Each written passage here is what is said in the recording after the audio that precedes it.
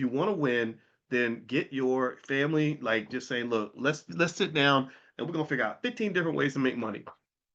That way, when you go out here and you look for a job, which you may choose to do, you'll never, ever, ever, ever, ever be backed into a corner where somebody can just beat you up, slap you around, and kick you in your ass, and you can't do nothing about it. That's the thing that bothers me. It bothers me to see my people being abused. It bothers me to see people I love being hurt. It bothers me to be in a football game where we're losing by 100 points. I don't think that's what we have to do. But in order for you to start winning, you have to change the strategy. You have to have honest conversations with yourself. Like, okay, what are we doing?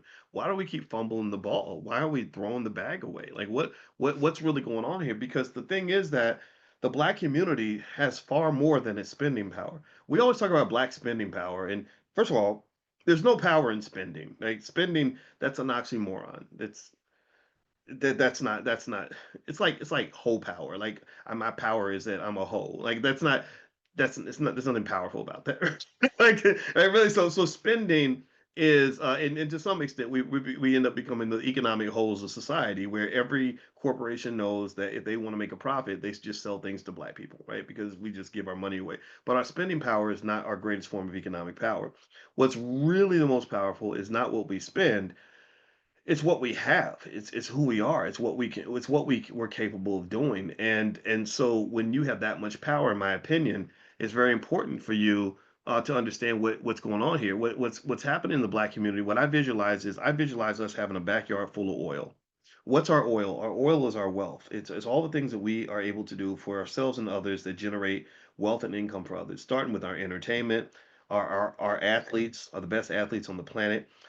We have just an amazing amount of creativity. We have a ton of labor, like young people, they provide labor, right? So the goal, in my opinion, is that if you want to extract or improve black wealth, is you have to develop early in millions of children the skill set required to go drill for that oil that's in the backyard. You have to be able to drill for that oil. Because what happens for black people is that you're exposed to a type of risk that others are not exposed to. You can't really collaborate like everybody else. You know, Jewish people can collaborate with other white people, and it's not a big deal. Asian people can collaborate because Asians don't have the brand damage that black people have struggled with. African Americans just have a tougher time because for 400 years, this country has been trained for people to just hate you, just not even like you. They're judging you before they even meet you. And so, what that does is that undermines your ability to reach your economic potential within an ecosystem where you're surrounded by these people who have all these preconceived biases against you, where you come from, what you represent, all these things. You're constantly having to prove yourself. Anybody ever go into that where you're black and you do a job and you constantly have to prove yourself? Like you're a lawyer and you constantly got to remind them that you're not the defendant. Like that brother that was on that video, or you're a scientist and the white scientists assume that because you're a black woman you don't know what you're talking about, right? Or take it. I mean, I'm a black PhD in finance.